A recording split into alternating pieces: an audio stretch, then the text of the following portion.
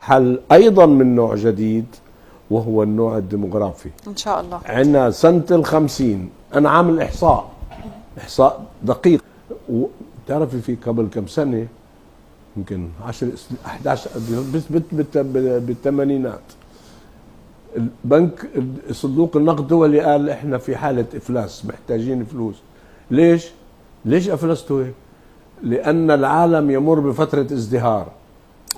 هلا بالعكس عم يدعم. لما بيكون ازدهار ما بيحتاجوه يمص منهم فلوس ويدفعهم فوائد. هل الثنائية الاقتصادية الصينية الإيرانية هي التي دفعت اليوم أمريكا إلى إشعال الشارع الإيراني ودعم هذه الاحتجاجات الإيرانية لتغيير النظام ولافتعال الأزمات والمشكلات؟ بركي كمان بتنازل إيران عن شروطها بالاتفاق النووي. هذا أحد العوامل، ولكن أيضا أمريكا تعرف أن هنالك دول كثيرة ستحدو حدو إيران عندما ترى فوائد هذا التحالف.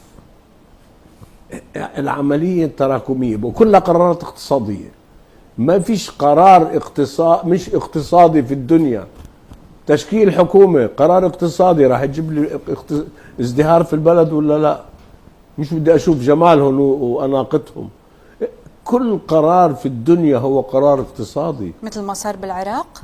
يعني العراق فجأة شهدنا تشكيل حكومة ومنحت الثقة وعاد الاستقرار بعد أحداث دموية.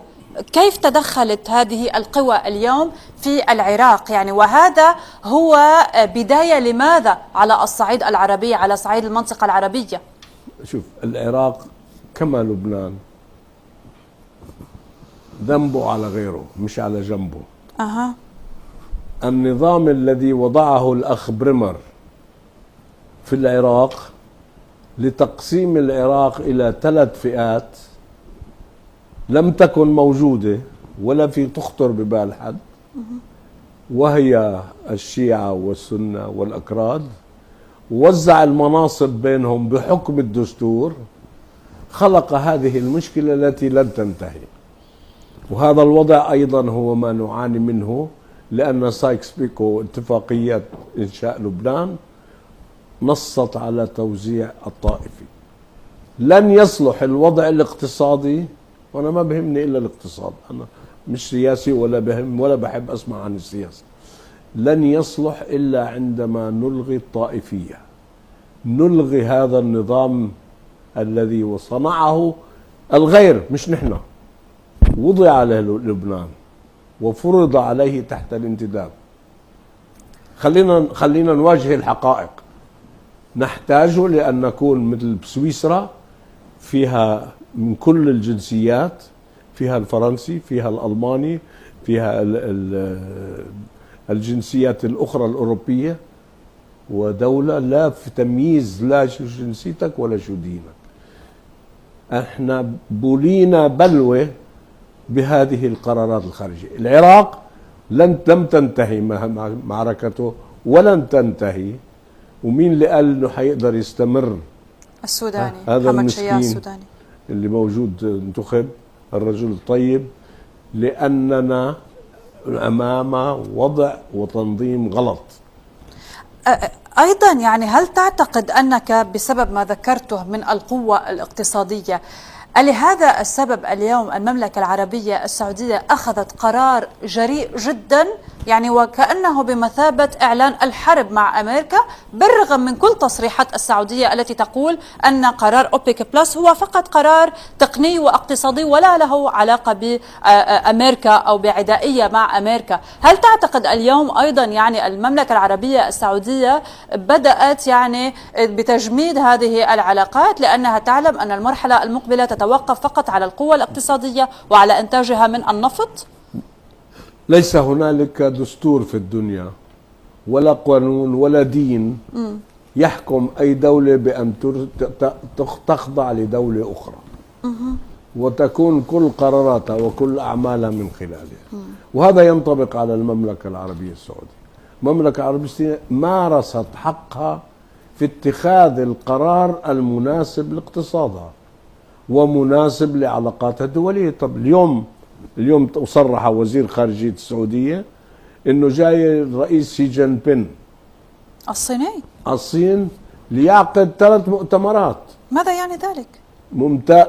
مؤتمر سعودي، مؤتمر صيني خليجي، ومؤتمر صيني عربي. يعني هذه إشارة مهمة جدا، لأنها كل هالمواضيع اللي راح تبحث كلها اقتصادية، مش حيبحثوا سياسة.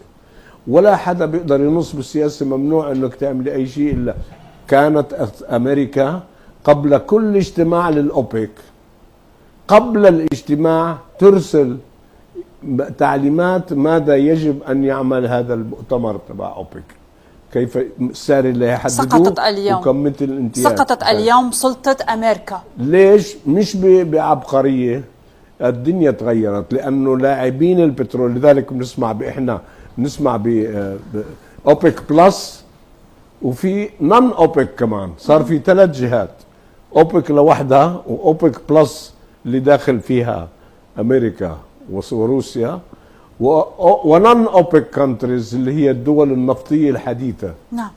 فالعالم تركيبته تغيرت، وهذا ما ينادي به الروس والصينيين. والآن أنا سعيد أنه أمريكا الآن تقول أصبحنا بحاجة إلى نظام، إلا عندما تطلق أنه بدهم يهدموا النظام الديمقراطي. التتويج لهذا النظام الجديد، يعني لا أدري، قد تعارض بطبيعة الحال القمة العربية المزمع عقدها في 1 و2 تشرين الثاني، والتي لن تشارك أيضا فيها السعودية، هي بعنوان لم الشمل العربي. هل هي شكلية صورية أم أنها فعلا؟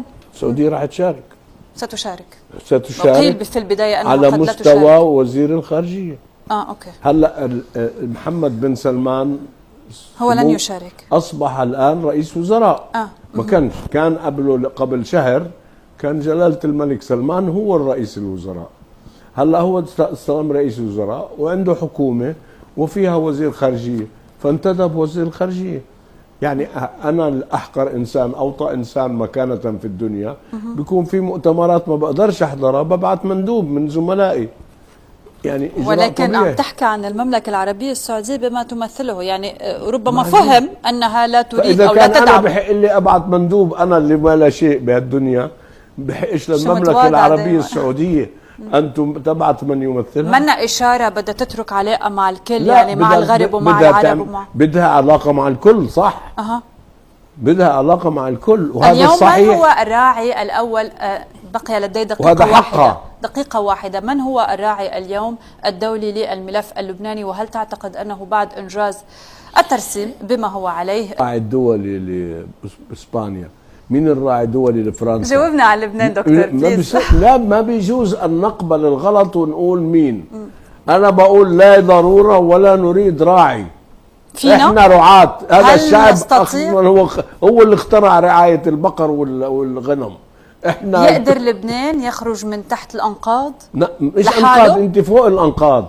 لبنان بلد عظيم. أنت كنت تقول إنه في مجاعة وما في خبز وفي هذا، حكيتها كذا. أنا قلت في مجاعة بلبنان؟ لا، مش مجاعة بما مفاده، يعني إنه في جوع وفي فقر. ولا قلت في جوع ولا فقر. قلت إنه نحن في لبنان قادرين على أن نبني أهم اقتصاد وأنجح اقتصاد وأحسن وضع دولي في العالم. هذا بلد عظيم وهذا شعب عظيم. أكثر من هيك أنا بحب أقول أن فلسطين ستبقى فلسطين، والحل اللي قادم حل أيضا من نوع جديد، وهو النوع الديمغرافي إن شاء الله. عندنا سنة 50 أنا عامل إحصاء دقيق لعدد الفلسطينيين في العالم. هم الآن 25 مليون في العالم، الفلسطينيين من أصل فلسطين. هذا الآن وهم أكثر من اليهود. نعم. هلا على أمل دكتور، هلا بعد سنة 50 بكرة، في عمر الشعوب 30 سنة، يعني بكرة في سنة 50 سيصبح الشعب الفلسطيني داخل فلسطين التاريخية ضعف الشعب اليهودي. على أمل